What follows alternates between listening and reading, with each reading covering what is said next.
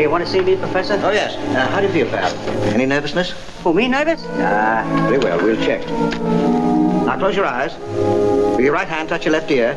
With your left hand, touch your nose. Touch my left ear with my right nose and touch my right nose with my left ear. Can you beat that? I can't even find my own nose. Now, look straight at me.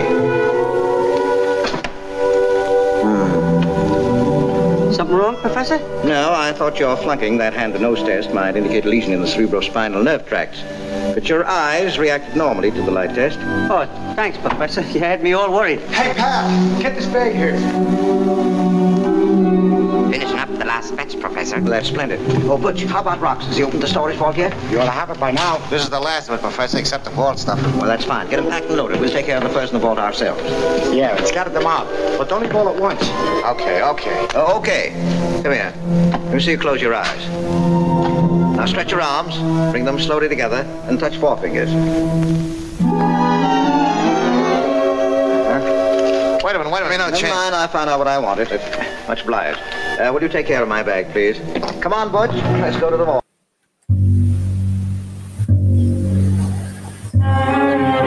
You are listening to They Must Be Destroyed on Sight. The following podcast contains adult language, adult situations, and spoilers for the movies discussed occur often. You've been warned. Now, take it away, Dr. Rausch. They must be destroyed on sight.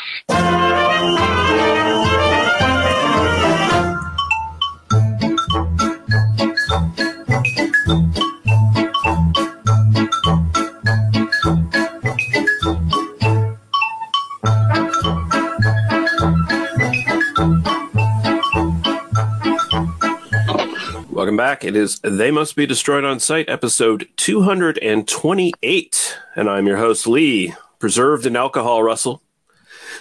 Joined by my co-host, Lee, a magnificent specimen of pure viciousness, Hardy. How are you doing, ma'am? That sounds about right. I like that.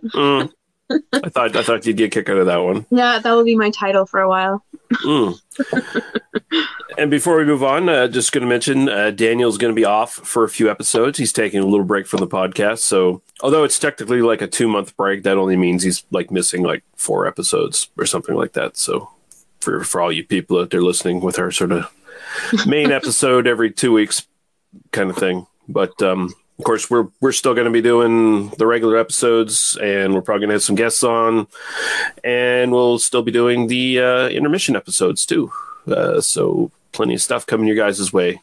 So just so you know, I'm not skipping a beat. No. So the movie we're going to be checking out tonight is The Amazing Dr. Clitterhouse from 1938. And the movie's not as interesting as the title makes it out to be in a certain context.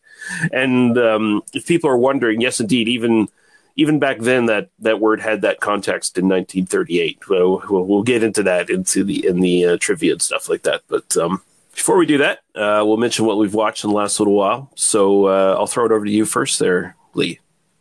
I watched Wall-E recently. Getting like super cute right now. I didn't realize like how much a friggin' movie can make me cry. Like, these movies are terrible. Like, they just tug at your friggin' heartstrings. just animated characters that you just fall in love with. So yeah, I've never, like I told you, I was telling you off recording here. I've never seen that one. I know what it is. It's like a robot or something, right? That comes to Earth, or well, it's one like it's basically the Earth is destroyed, and this is supposed to be the robot that's supposed to like help deal with all the waste and the garbage. But he was kind of his model was in no more use. They weren't bothering anymore. But then then it said like little robots to see if there's like any sort of life on Earth, which they had given up on essentially. And then they actually find a plant, realizing, oh my God, there's life on Earth again.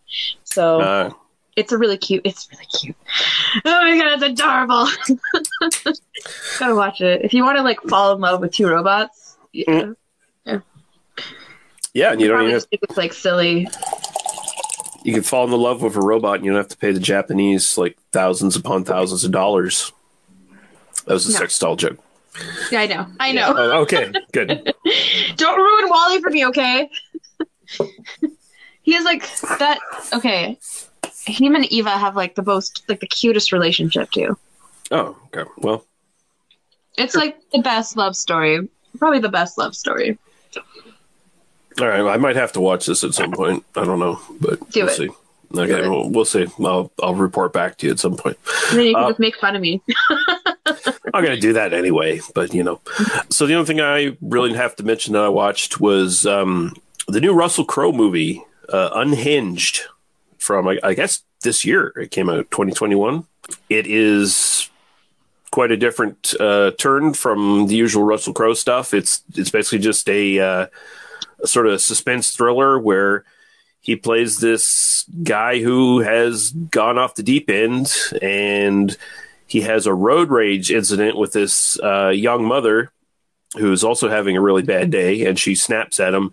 And so Russell Crowe's already killed his cheating wife and her lover and burnt down the house that they're in. So like that's the whole opening of this movie. It's not big spoilers or anything like that. It's just like this really well done, tense like opening of him in a heavy breathing in his car and popping pills and then walking into this house and just like swiftly killing them and burning the house down. You don't even see him kill them. Basically, it's just like it's a shot from his car directly towards the house. So anyway, he decides, he snapped. He goes over the edge. He decides to make this young woman's life a living hell, and basically starts tailing her on the road, following her around to where she stops and stuff like that, and menacing her, and escalates as he's threatening her. And Russell Crowe put on, he must have legit put on 100 pounds for this movie. Like, he is obese in this movie. He looks like John Goodman used to look back in the Roseanne days. He's that fat. Yeah. So it's like this big bear of a man driving this big fucking SUV truck or whatever the fuck, and just menacing this poor young woman on the road in her shitty old car from the 1990s. Like, she's so poor and stuff, she can't get a new car or anything like that, kind of thing. And I really enjoyed it. It's kind of like a mix between the Steven Spielberg movie Duel in a way. It's sort of got that aspect to it. Sort of also I don't know if you've ever seen the movie Falling Down with Michael Douglas, but it's kind of like that in a way too, because you actually get to know the antagonist a little bit and why he snapped and all that shit. And it just kind of surprised me that the movie actually gets super vicious. It lets Russell Crowe be as mean and fucking nasty as he appears like he is as a character. It almost turns into basically almost like a slasher horror movie in a near the end of it, especially the sort of stuff Russell Crowe starts doing. So sounds interesting. Yeah, so I actually recommend it. It's quite good. I like how you watched the most vicious movie and I watched the most adorable movie. It's just night and day. Just complete opposites. I got a feeling it doesn't have much in common with Wall-E. Yeah. No, it doesn't. It's the opposite. The total opposite. One's helping people, the other one's murdering people. So it's okay. Yeah, that's fine. We're just polar opposites. It's cool. We just provide some balance for you, the listener. Yeah. We just have to listen to something from both extremes. Mm-hmm. Get a little bit of everything. A little alpha, a little omega, a little yin, a little yang, little Pepsi, a little Coke. Who knows, whatever your thing is, we've got it. Mm-hmm. So we're going to take a quick break. We're going to play podcast promo and some music, and we're going to come back and talk about the amazing Dr. Clitterhouse.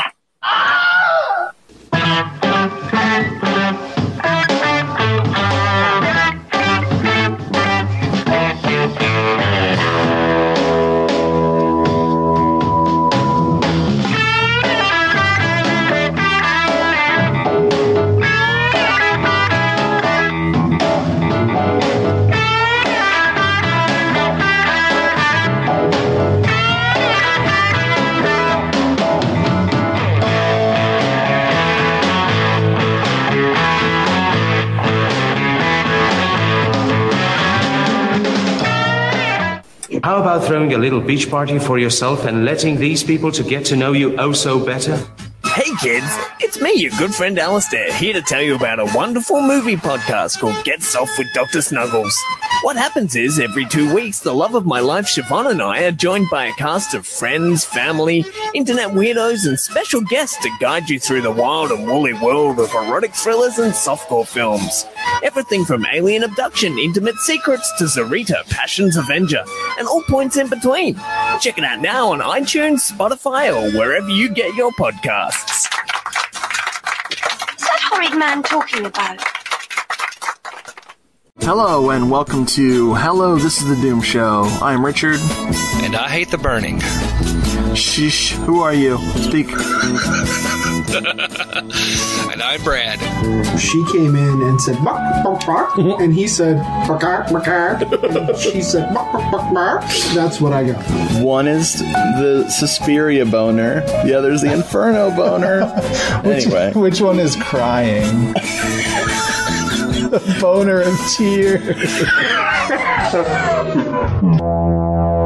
Hello, This is the Doomed Show is available on hellodoomedshow.podomatic.com and doomedmoviethon.com. Hello, this is the Doom Show. Richard, Brad, Jeffrey, Naffa. It's the Doom Show. Hello, this is the Doom Show. Slashers, giallo, and horror. It's the Doom Show.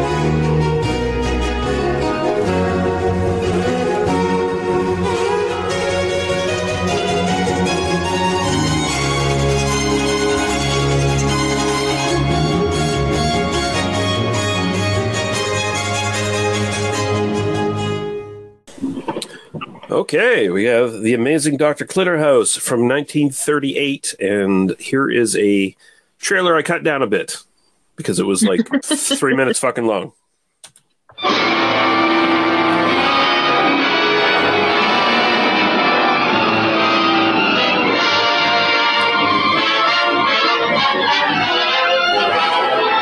Police headquarters, please. Hello. Good evening. I want to report a robbery at Mrs. Frederick B. Updike's house, 13 Sutton Square. Thank you.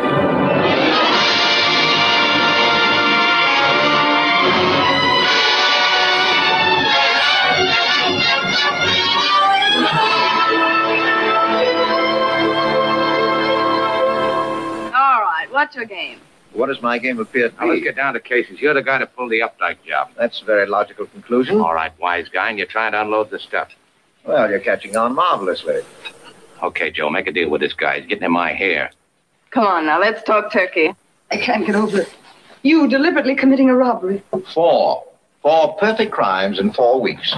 Hey, get that light off me. What's the idea? Oh, just an accident, old man. Nothing to be upset about. Yeah, well, don't let no more accidents happen. I ain't no guy you can push around like these other dopes. Shut up. My confession won't hold water, but I'm going to keep those coppers entertained until you can get to him. The professor. Professor? Take that dumb look off your face and listen to me. The professor is plenty hot. Get up to his office right away. Tell him to blow town fast. Get out of the country. Try and keep your eyes open. Look at me. You see me as if you were looking through the wrong end of a telescope. You see the walls of the room waver and sway. In a moment, you will have a sensation of falling in space swiftly. You'll hear a rushing sound in your ears. You know so much about other people's insides. Why don't you put your stethoscope on and listen to my heart? Maybe you'd like a sample of my blood.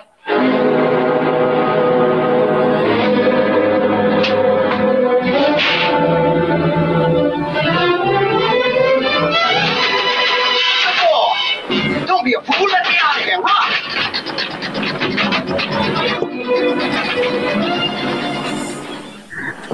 All right, and even that trailer I cut down sucked ass. It doesn't tell you about the movie. No, not at all. A lot of those trailers back then, they didn't have the voiceover like "in a world" or whatever where this happens to this guy. It's always like they'll give you a bunch of music. They'll give you a title card like showing you starring this person in a thrilling adventure. It's on. People read back then, so it kind of. But yeah, this is The Amazing Dr. Clitterhouse, directed by Anatole Litvak, who was a Ukrainian-born Jew, acted and directed in the Soviet Union's film industry from 1915 to 1927 before he moved to Germany. But his career in Germany got very cut short by a little guy named Adolf Hitler, who rose to power a few years later. Son of a bitch. Yeah. So, he like a lot of the film industry in arts and entertainment and just anybody Jewish in Germany at that point, he saw he knew when the getting was good, and he got the fuck out of there and went to France and worked there for a little while and got the attention overseas from his work, and eventually basically came to Hollywood for Warner Brothers and did a bunch of suspense thrillers. You see a little bit of his expertise in that here, but although this is more of a comedy crime film in a way, but we'll get into it. And this is written by John Wexley, who had a few credits. I didn't recognize pretty much anything in it that I recognize, so I won't bother going through it. Another writer on here, quite a famous one, John Huston, who, of course, also famous director and actor, and he was just doing a writing credit on this one. And this is based on Barry Lyndon's screenplay. Well, actually, this is based on the play that he did. And Barry Lyndon was both in theater and he wrote screenplays for film. He did a couple that we have covered on this podcast, namely The Lodger from 1944 and Hangover Square from 1945, which Daniel and I both really liked. He also did The Man in the Half Moon Street from 1945, which was actually remade by Hammer Films in 1959 as The Man Who Could Cheat Death. And he also famously wrote the screenplay for the 1953 War of the Worlds, which is pretty good little pedigree there. So this is starring Edward G. Robinson as Dr. Clitterhouse, Claire Trevor as Joe Keller, Humphrey Bogart, very young Humphrey Bogart here as Rox Valentine. And the interesting thing here, all three of these leads, they also went on to be in Key Largo a few years later, which is one of the most famous sort of film noir crime pictures ever made. This is one of like 5 movies that Bogart did with Edward G. Robinson, by the way, where they were pretty much like, paired against each other, sort of switching the hero villain roles here and there. Ellen Jenkins is okay. We actually saw Ellen Jenkins before a couple episodes ago in Dance Charlie Dance. He was the unscrupulous movie producer or theater producer or whatever the fuck. Okay. I was going to say, so like they look familiar. I just couldn't recall from where. Mm-hmm. We got Donald Crisp as Police Inspector Louis Lane. which that has to be a reference to Lois Lane, right? Maybe, I don't know. I don't know when Lois Lane was a character in Superman I'm not comics sure. I'm or trying whatever. to think of like when she was created, so I can't even tell you. I don't go that far back in comic books. Gail Page as Nurse Randolph, Henry O'Neill as the judge, John Little as Mr. Monroe, the prosecuting attorney, Thurston Hall as Grant, Maxie Rosenblum as Butch, Burt Hanlon as Pat, Kurt Boy as Rabbit, Ward Bond as Tug. Imagine having the name Tug in a movie called Dr. Clitterhouse. That seems like a good pairing. Vladimir Sokolov as Pappas, named Poopus in this. I guess pronounced Poopus. I didn't catch that part. Billy Wayne as Candy, Robert Homans as Lieutenant Johnson, and Irvin Bacon as foreman of jury. And we have a synopsis here from Cole Needham on IMDb. Dr. Clitterhouse is fascinated with the working of the criminal mind. His interest is so deep that he finds the best way to observe criminals in action is to become one himself. Whilst robbing a safe at an exclusive party, he stumbles across an organized gang trying to do the same thing. He teams up with the gang to observe them in action, but one of the members, Rox Valentine, would like nothing better than see Clitterhouse out of the way. And yeah, that's a decent back of the box kind of description. There's a bit more going on here than what's alluded to there, but this is the first time watch for both of us. I definitely, I'd never heard of this one before, and we only put it on the list because the name, well, the actors in it are cool, and the name was like Clitterhouse. Okay, so that how can you not want to do that? that's gotta be you know, it's gonna be like, that doesn't mean what it sounds like it means, right? But it actually does, strangely enough. The lead's character's name is a play on the term for female sexual organ, the clitoris, a name characterized by the yearning, untrammeled nature of Clitterhouse himself, an extremely daring pun for 1936. So when the play was written by Barry Lyndon and put on, he was just sort of sliding a joke in there. And it somehow got past the censors at the time because we're now under the Hays Code in Hollywood, where you have to punish criminals and women can't be too sexy and you know, and can't have agency, and you have to be patriotic and shit like that. So they managed to sneak that in under there, right? Very smart how they did it. Yeah.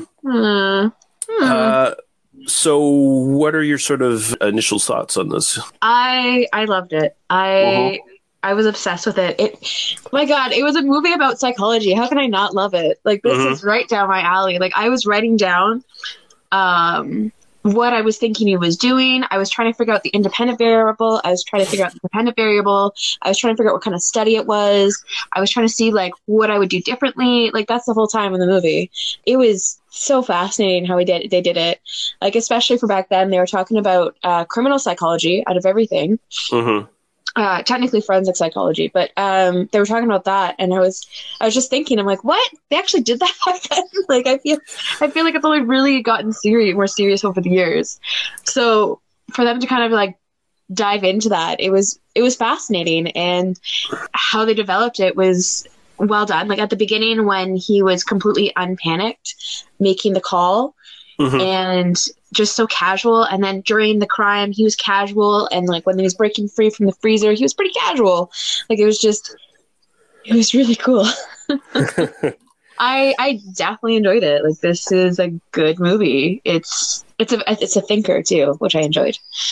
Yeah, forensic psychology, there's been, you know, just the sort of bare bones like skeleton of what it is now kind of thing, but I mean, they're definitely doing some bits of this and that even this early and earlier, but it was actually becoming recognized as more of a science at this point kind of thing. And so, yeah, they do sort of pay some service to that. They do have some neat little technical details too, like on the other end of things with Bogart at one point, like rigging a phone so he can learn a dude's phone number. Yeah, that was cool. I thought that was pretty neat. It was intelligently done. I found this film really deceptive. It's not what I expected, right? I expected, like, especially the opening shot is like a a bubbling beaker in a laboratory. So I thought, okay, this is going to be Dr. Clitterhouse. He's the mad genius criminal, you know, or this is some sort of horror film or something like that. But it is a heist gangster picture with the sort of criminal psychology aspect over top of it. And then there's all this comedy through it as well, right? It's very, like, the dialogue's very wittily written. Like, Edward G. Robinson gets to, you know, play this guy who's smarter than everybody else in the film, and he subtly dresses down people and talks down to them and over them and around them, without, cracking a smile doing it or anything like that. But which does show signs of psychopathy. I was trying to rate him on the psychopathy test. I can't remember the name of it, but there's an actual test, and I remember just thinking, I'm like, okay, well, he's showing signs of this and this, and this is there. So I was taking all my studies and putting it into this movie. Yeah, no, I mean, this movie, at first I thought, as I was watching this, it's like, wow, this movie is so base level, but it's really not. It has, like I said again, it has to work under the Hays Code. So I'll probably get to that in like some of my final thoughts on this or whatever once we get to that point. But it's very subtly weaving in psychology without going too far. And I think by the end of it, like I sort of discovered that the entire movie is kind of judging Clitterhouse's psychological profile more than anything else. Like, he's studying these people, and you're supposed to be following him, and you're supposed to be on board with what he's doing, and you're supposed to not question whether he's a fucking crazy person or not, right? So once you get to the end, the movie actually kind of turns things right over on its head, almost. Yeah. And I mean, Robinson here, he's playing a bit against type. Like, the way he presents himself, he's playing more of like a good guy, the brilliant doctor on the side of good, manipulating criminals. But I mean, he's like 2 steps away from being like Dr. Moriarty in Sherlock Holmes, because he's that smart, the way he's organizing all these crimes. Like, he gets in with this criminal gang, and he just stumbles upon them on accident. Like, he's doing this as a dalliance, right? Like, he's in upper society, so he knows people who have safes full of jewels and stuff, and he's clever enough that he can sneak into a person's bedroom during a party and steal all their jewels and stuff and not be questioned because he's a rich doctor. Mm-hmm. And he just stumbles upon this gang of low-key criminals who have this beautiful fence that they're connected with, that he sort of, gets involved with, quote unquote. Doesn't really get involved with her, but he does take a shine to her at the very least. I was very surprised how this movie sort of like puts you in a certain comfort zone where you're like, okay, yeah, Edward G. Robinson's the good guy, and we're following him, and we're going to be on board for everything he does, and it's fine that he's manipulating these criminals, because I wasn't on board with that. No? Okay. No. Only reason, because right away when he started doing this, mm-hmm. I was like, oh my God, this is the Stanford Experiment, like the Zimbardo prison experiment all over again, where he tells people, this is what I want you to do. This is a little bit different, because like what the movie was doing was like a natural experiment. Everything just mm-hmm. happened naturally. He wasn't really manipulating any data or trying to do anything, versus Zimbardo was a field experiment. So mm-hmm. He kind of set the independent variable and like was able to manipulate things when he wanted to. And Zimbardo created the scenario, and a big reason why they was shut down, because they said, oh, it's a safety for people. But realistically, it was Zimbardo, because he ended up someone told him, like, you're not the same kind of person anymore. Like, you're going crazy, essentially. Mm-hmm. And he realized what he was doing, and he was causing a lot of chaos and a lot of harm on the prisoners. And he was making the guards, like, people were talking about the guards and the prisoners, but it was Zimbardo who was like pushing it to happen. Mm-hmm. So when I saw this, I was like, oh my God, you're Zimbardo. You're that guy who's like, I am the god. I'm going to make this happen. And it was so interesting, the development of how that happened. But I was just, the whole time I was just thinking, I'm like, this is entirely unethical. This is not right. They don't even know they're being studied. I understand natural, but it was there'd be no like psychiatrist, psychologist, anything in their right minds who would like approve of what he's doing here. Like it's very unethical. It doesn't matter if they're criminals or not, right? But the movie kind of like the way the movie's kind of it's got the light comedy and stuff going through it, and the way Edward G. Robinson plays it, you're supposed to be endeared to him. Like it's supposed to make you think, oh, this is a kind of a light romp, and it's a silly premise, and you're supposed to get into it, right? But like really deep down, there is some kind of dark stuff here that I guess they just couldn't explicitly kind of show. Because the idea of getting into the mind of a criminal probably seemed pretty cutting edge, fascinating, and kind of edgy for 1938. I mean, it's kind of a played out gimmick now, right? We're just so inundated now with so many television shows, books, movies that are all about, true crime, serial killer docs, stuff like that. Like we get them new ones every week. But here, this must have been kind of new and original for people. It's like, oh, and so they come up, Edward G. Robinson, Clitterhouse, he comes up, he's got this premise, right? And this is where the movie's kind of really silly, because he's got this premise that he kind of thinks maybe there's something like being a criminal is more akin to like a change in your blood and your body chemistry than it is anything that's maybe inherent in you or any like sort of societal factors growing up or anything like that. Like he's taking blood tests from these criminals every time they take they commit a crime, like coordination test and like pupil dilation test, all that stuff. Yeah, and he's testing their adrenaline and stuff like that. And that on its face is silly. And the other thing that's silly is like, there's no way in fuck these criminals would let him take their blood at any point. No. They would kill him and dump him in the river first chance they got, But I mean, you have to sort of like accept that conceit. Suspend disbelief. Yeah. Yeah, I totally agree. Because what they were going with it, what I was kind of curious about, I didn't understand what the study he was doing, because I was trying to figure out what his hypothesis was. Because the independent variable would be like the criminal activity, right? And the dependent variable would be the blood work being done and like the reaction of like the coordination, all that stuff, the dilation of the pupils. And he was testing that, and I was like, why? What is it? What are you trying to prove? Like, what's your hypothesis trying to say? And I don't know, it seemed weird. And when he said like, oh, my study's this, my study's that, I'm like, you did one study with one case group. Like, you can't really get much out of that.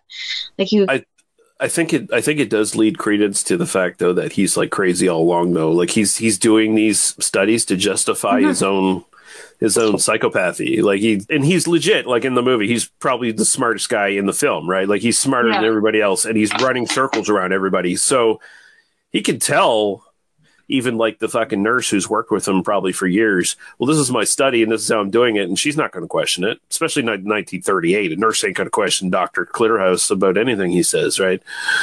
He was very manipulative too. Like he was very, which is a sign of psychopathy. The whole charming attitude and just the lack of remorse is a huge sign of psychopathy. So when the nurse at the beginning, where he says, oh, you can leave if you want, like if you don't want to be a part of this, you can leave, I was like, oh, you're good. Your like mind manipulation, like your mind fuckery is just on point. Because that's the thing, like that's the whole point of saying, well, this guy's a good guy and he's doing this, so it must be for a good reason. And really, I just, like he said, he kind of started enjoying the crime. And I wrote in my notes way early on talking about like highly being intelligent and then also having somewhat being insane. Just because he just seems to be at that level. Like I don't want to be diagnosing, but I almost feel like he was maybe possibly on the autism spectrum. Because that's what I got from it, because there was a lot of lack of knowing how to kind of interact socially. Like he was very, very smart about everything, and he didn't really care about other people's feelings. It was just more, he knew how to talk to them, and he was very smart with that way. He wasn't even worried about anyone discovering his scheme necessarily. Like, well, at least people he had power over, like the nurse, she immediately discovers the stolen jewels in his little briefcase or whatever, right? That his doctor's bag, because he kept them in his doctor's bag and just took them to work with him, and he knows they're in there, and he's not overlooking it or anything. He's not making a mistake. He knows they're in there, and he knows when the nurse goes to look in his doctor's bag to get equipment for him, she's going to see it, and she's immediately going to connect 1 + 1 and know what's going on. He doesn't care. Like he knows he can like basically manipulate, and because he's her superior, he can sort of, if he has to, browbeat her into submission. Like he is just totally flippant about it. It's just like, oh yes, my dear, I stole the jewels, and he's talking, in a different movie.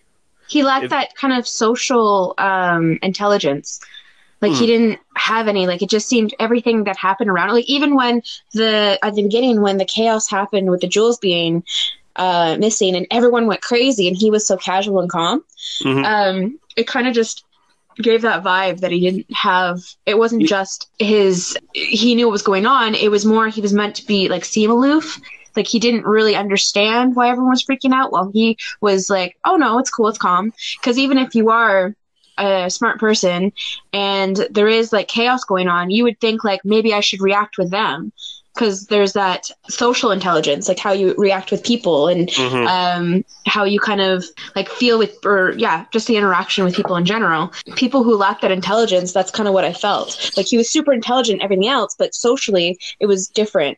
Because anytime something happened where he should feel like danger or scared or anything, he wasn't feeling that. Or when he should feel excitement, he wasn't feeling that. He was very like emotionally not mute. He didn't have very many emotions. Like he wasn't very, like even at the end when they were talking about him being a criminal, and even when he was free, he was very calm. So he just didn't have. He was very flat emotionally. It feels by the end of the film he's very pleasantly surprised a bit, because at the beginning of the film I sort of felt like he's just got this air of like, I'm untouchable. Like nothing bad can possibly happen to me no matter what I do. So, that's why he's so, like, just frivolous with, like, having the stolen jewels in his doctor's bag, which anyone could pretty much, like, walk into. Like, and he just kind of knows his nurse is going to go along with him. And, but there's a couple incidents when he finally starts butting heads with Humphrey Bogart, where he starts to learn that, maybe bad shit can happen to me. So, like, by the time of the trial, when, spoilers, he gets off on an insanity plea, although quite a bullshit insanity plea. Like, it's not the, we're going to throw this poor bum into a rubber room and abuse him for the rest of his life insanity thing. It's like the fact that I said they got off on an insanity charge, I was like, really? Back then? You want to go to an insane asylum? You come out of it even more insane. Actually, if you even come outside, you'll probably die. Like, all their tests and everything were so awful and so unethical, and not even like, oh god, don't even get me going on that. Like, but I mean, bad. They sort of allude to the fact that he's a big, rich, famous doctor, that his privilege is going to let him just, like, the judge says, put him in care of whoever for like examination, but they don't necessarily say they're going to throw him in a rubber room or whatever, But even in examination, like, okay, cool, let's get him a frontal lobotomy and like be done with it. Like that's. But I mean, I think by the end of it though, like he's sort of like, he's a little pleasantly surprised, like, oh shit, I've gotten away with it, and I'm going to talk myself out of any sort of incarceration, and I'm just going to keep on keeping on, kind of thing. He'll probably write a book or whatever. Yeah, he seemed really interested in like the reaction of the crowd too, just how everything happened. That's why I said, okay, so they said schizophrenia. I don't know how many times with that plea. It is not schizophrenia. I'm telling everybody now, there is nothing related. There might obviously be some symptoms of it, but in sorry.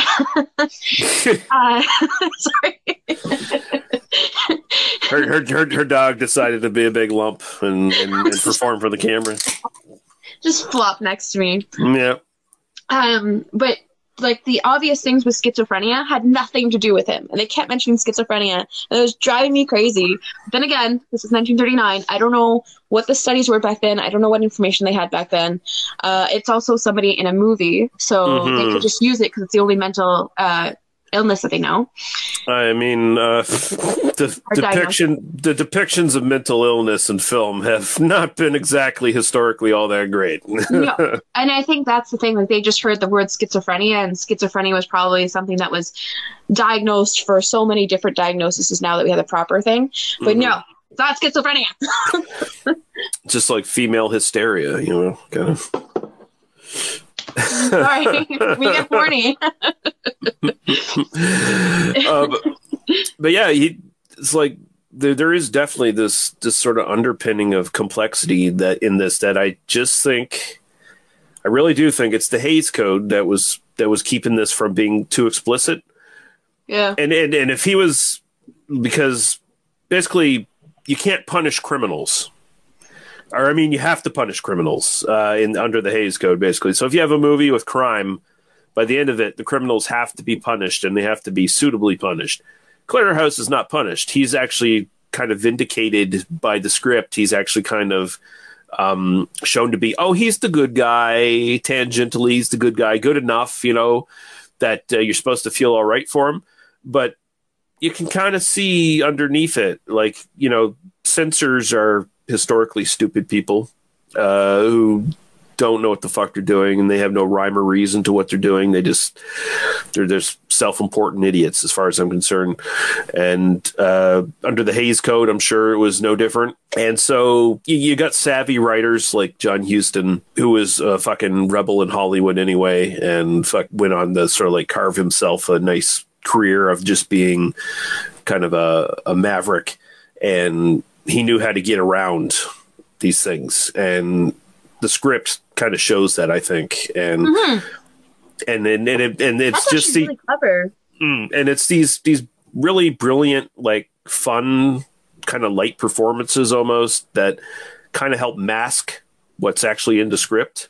So if you put this in front of some fucking pig-headed censor, all they're looking for is like tits and a criminal not being punished, and they don't see that. So, you know, the obvious bad guys, you know, the fucking Humphrey Bogart, he gets punished in the end for being the obvious bad guy who's trying to kill our hero, Dr. Clitterhouse, you know, kind of thing. So I could definitely see that just flying right over their heads, you know, kind of thing. Yeah. That's like, no, Clitterhouse is actually, no, yeah, Humphrey Bogart's bad. Like, he's a piece of shit, but Clitterhouse is actually the worst criminal here. Like, he's actually an unethical monster. Yeah.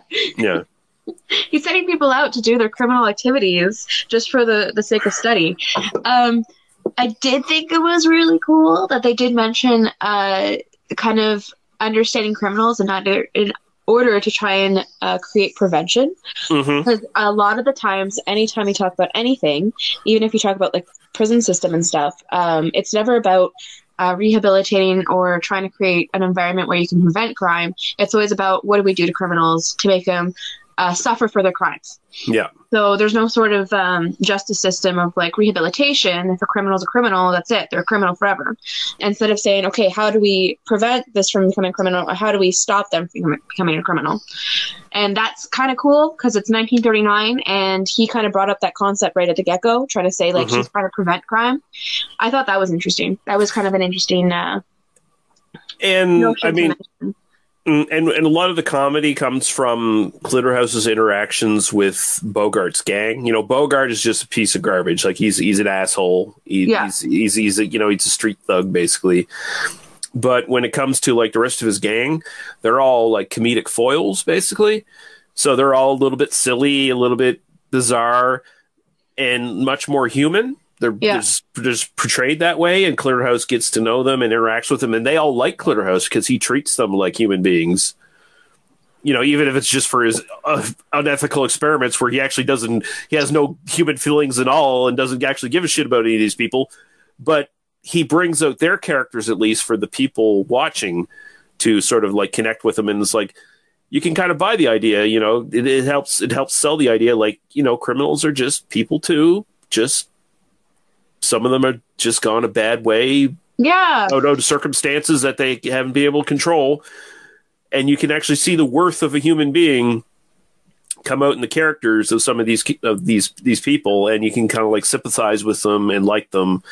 And so this movie, again, sort of slyly does something that I don't think you would expect going in. Yeah, it was interesting. It was seeing criminals as people versus criminals as criminals, and that was kind of cool. I enjoyed that. I like how I said, I enjoyed the movie. And I like how Clitterhouse gets Bogart out of the way. He drugs him with paranol chloride or something like that. It's called. It's something that is used like it's a sedative for insomnia. For very small doses. But apparently, apparently also it's like very flavorless. Yeah, scentless. So you can just dump it in whiskey, and that's what he does. He gives like Bogart a big glass of whiskey, and here you go, drink her down. It's kind of funny how this guy's so creative when it came to the whole process of everything, and then he murders somebody, and he decides to just toss him in the river. Like, I understand there's that panic of like, oh shit, I just murdered somebody and I wasn't supposed to. But you think, I was kind of hoping for a more clever way of disposing the body. Then again, it wouldn't make the end of the movie because we happened to find a matchbook that didn't dissolve in the water. But he was kind of delighted at the opportunity to be able to murder Bogart. Like, if anything, this sort of helped his study, right? Because he was so excited. Yeah, because he tells Bogart, it's like, now I get to commit the ultimate crime, murder. Yeah, and I get this in a chapter in my book. Yeah. So it's like, and Bogart he doesn't even see it coming. He doesn't realize he's on the other end of that kind of thing, and until it's too late. And then you get that great shot from Bogart's perspective, where he is now dying from the sedative, and he's looking up and Edward G. Robinson's like, and now you're seeing me like you're looking at me from the other end of a telescope, the wrong end of a telescope. And then there's a really nice, like almost horror movie shot of Edward G. Robinson like looming over him, and he's all backlit with black, and it's just like he looks so menacing, and it's just a neat little addition. It was. I thought that was cool. I thought that kind of showed the whole power that he had. The whole time he was doing the experiment, he felt like he was in control. The whole time he was murdering this guy, he felt like he was in control. That's kind of why I made the Zimbardo comparison, because that's the idea, is that he got lost in the control of the experiment. Yeah. Like, he got lost in the fact that he was the one manipulating everybody. He was the one that was creating the situations and doing all the stuff and all that jazz. Yeah, actually, talking with you about this made this even a bigger recommendation for me, because initially I was just gonna be like, yeah, it's all right, but I actually had more fun talking about this with you, and I actually like this movie a bit better now. I appreciate that. I was worried. Okay, so at first when I was watching it, I didn't know what to expect. Obviously, it was all recommended because of the name. We wanted to do it because of the name. That's it. Yeah. And I started watching it, and I was kind of worried because, like, I didn't know what to expect, and it had this like kind of slow go intro, and I was kind of worried, like, when Clitterhouse, like, you see the jewelry, you're like, okay, Clitterhouse did this, and it was kind of, again, slow going, and then you start seeing when he gets in with the criminals, I was like, wait a second, let's really watch this, and I was sucked in from the end.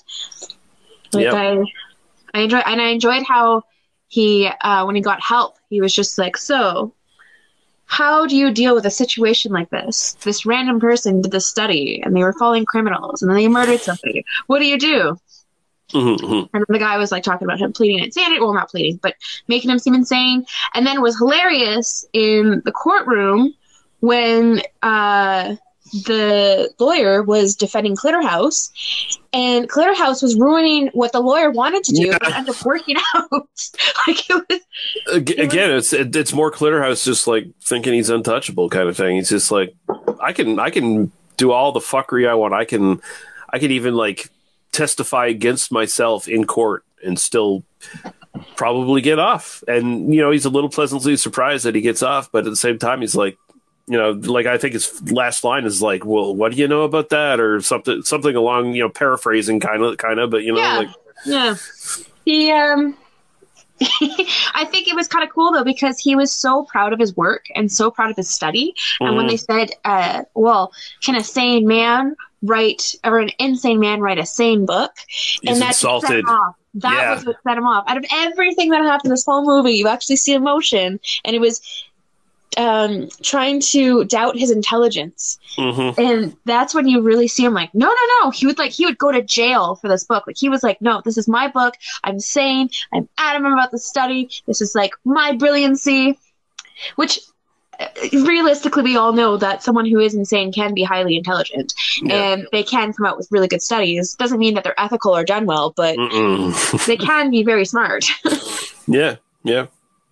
Like, there's a lot of studies out there that ridiculously unethical, but they came out with some really good research. Yeah. Sometimes bad people do great things that are helpful. Unfortunately. Yeah, unfortunately. Yeah. Because it does, well, to study the human mind, the best way to do it is to study humans, right? And unfortunately, some people take that in a literal sense, and they go a little bit too far. Yeah. Unless you got anything else to add about this, I'll just get into a little bit of very brief trivia here. But I think that's it. I think I just gets funny in my notes. I just wrote science in really big letters. Science. Yeah. Both Lee and I and Science recommend this film. So this was remade as a TV movie in 1947 and 1962, apparently, which I'm actually kind of curious to track those down and see what those look like. Humphrey Bogart later said that this role of Rox Valentine was one of his least favorites and was known to disparagingly refer to this movie as the amazing Dr. Clitterhouse.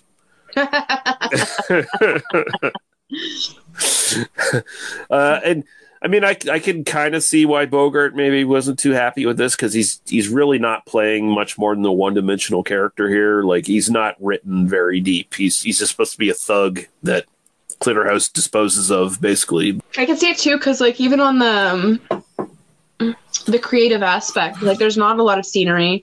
There's not a lot of dimension. It's very limited. Like, even if you think about it, really, we have a courthouse, a doctor's office, and a hideaway, and then the one crime scene. But realistically, there's no visual appeal. Like, there's nothing really exciting about it. There's so much talking. There's no visual, like, there's no races, there's no fights, there's no anything. It's very cheap. Like, it's obviously very cheaply made. Like, you're saying, very few locations. Also kind of belies the fact that it's based on a play. Like, it's kind of feels like, okay, that makes sense. Although it really doesn't feel like a play to me, the way they actually do it. But I mean, at the same time, the one time it does kind of feel like a play, although to its credit, it would be like a really cool looking like stage play if they actually had this set for it. The set where they're on the top of the fur building or whatever, where they're stealing the furs, and they come out there, like, that looks really good. Like, that look really good on stage, but it is an obvious like stage backdrop thing, like, right? So so we have the release info here. This fucking movie's everywhere. You can rent it on YouTube or buy it on YouTube, in iTunes, Fandango Now, Amazon Prime, Vudu. Several DVD editions, no Blu-ray for this. I was looking on Blu-ray.com, and it seems like there's one in the works, but I don't know if that's true or not, or if that's just like a placeholder template for when it maybe actually eventually shows up. Who knows? Or you can watch it free with what I think it was like Spanish titles burnt on it. On the Internet Archive. So, and the Internet Archive print doesn't look terrible. It looks okay. No, the audio was a little bit rough at the beginning, but when she was singing, I was like, whoa, what's up with the audio? But and actually, I should just do a really quick check here. Your Lust, Dr. Clitterhouse. I should have done this before. This is... How dare you? Yeah, no, I fucked up.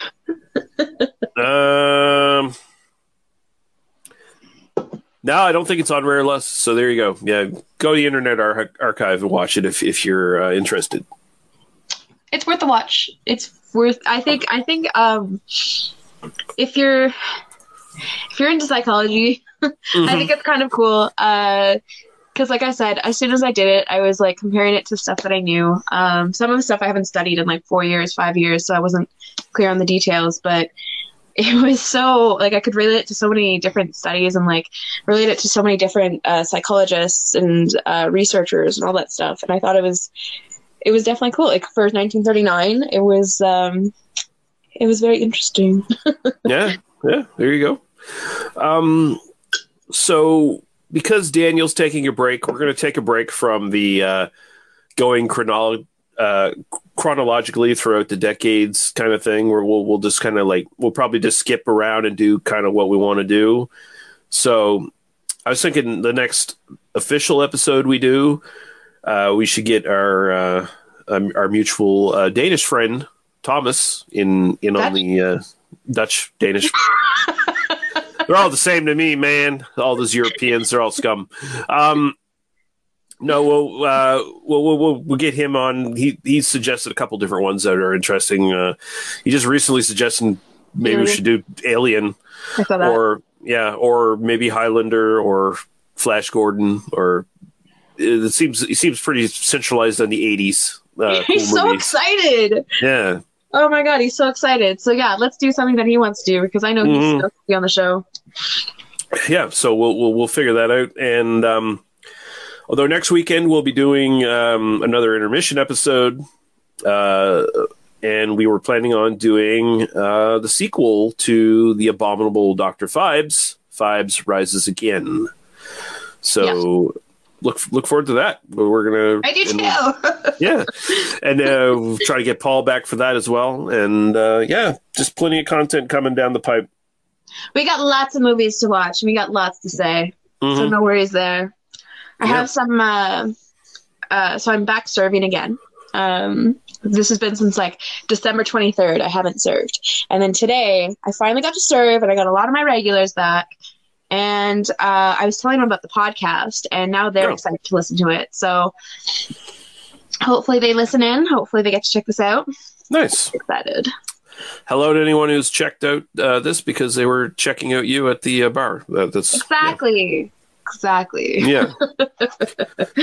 Sex sells, ladies and gentlemen. Sex sells. But yeah, Lee, anything you want to plug before we get out of here, or?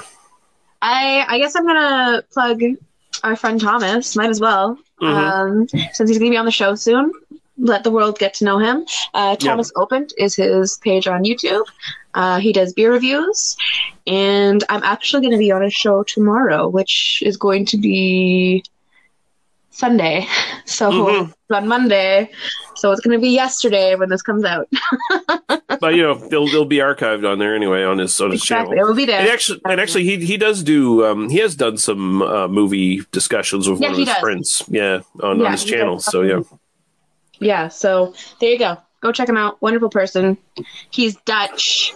Danish. From the Netherlands. Sure. Not Danish. It's from France. I get it. It's fine. Yeah, and you can find us, all of our other stuff at tmbdos.podbean.com, or you can find our Apple Podcasts, YouTube, Facebook links. Join the Facebook group. If you feel so inclined, go to iTunes and give us, our iTunes, Apple Podcasts, whatever the fuck it's called now. Go in there, give us a review, give us 5 stars. If you do it from any other country than Canada, please let me know, either through Facebook or wherever the fuck, get in contact with me and let me know that you did it from like the US or wherever the fuck you're listening from. So I can you actually have to region switch fucking Apple Podcasts every goddamn time you want to see reviews from that region. It doesn't bring them all together in one big thing. It's like, oh no, you got to switch your region to see the fucking reviews, which is the stupidest. It's a piece of garbage. But it's the only game in town, so they're allowed to do that, I guess. Yeah, it'd be appreciated. And if you write us a review on iTunes or whatever, we'll read it on the old air and respond to it. And tell them that you love us or hate us or both. I mean, honestly, I don't care. Give us a 5 star, give us a 1 star. Just justify it. Just justify it. Right. Don't be that person who writes a rating or negative rating and then walks away. Tell us what we did wrong. Or tell us what we did right. Don't be a coward. We want to please you, the audience. Yeah, well, I don't necessarily want to please them, but I mean, if they want to fight, I'll give them a fight. Yeah. A verbal fight. Let's just understand this. He's very good with his words. I'll also just rip their head off in Minecraft. That's what I'll do. Yeah. Just add us to. But yeah, just stuff. Steam. Yeah, sure. But yeah, thank you, Lee. Thank you, everyone, for listening. And we will be back when we're back. Goodbye. Bye.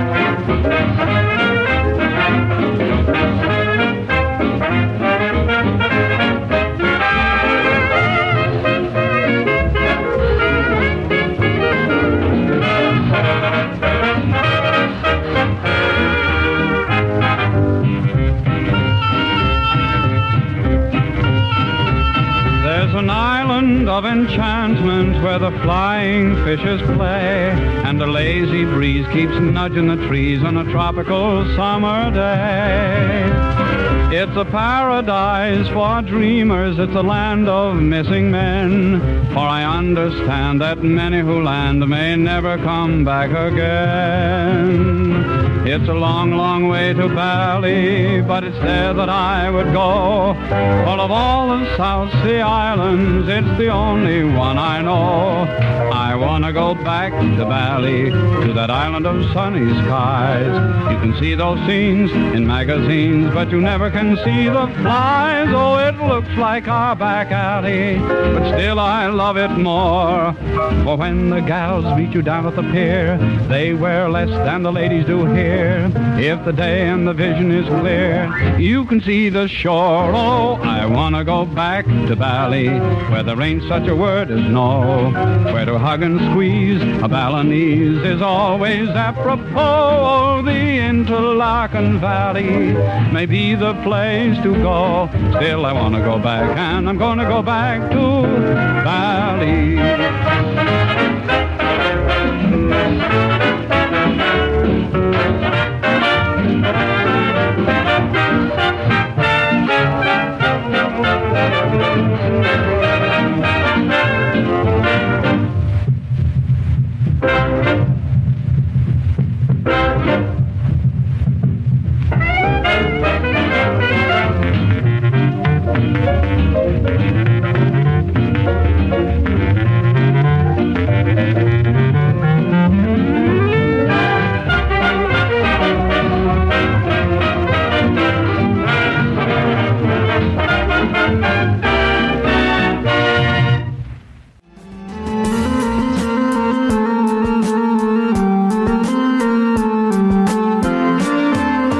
Thank you for listening to They Must Be Destroyed on Sight. For further episodes, our Apple Podcasts, Facebook, and YouTube links, please go to tmbdos.podbean.com. Thank you. Drive through.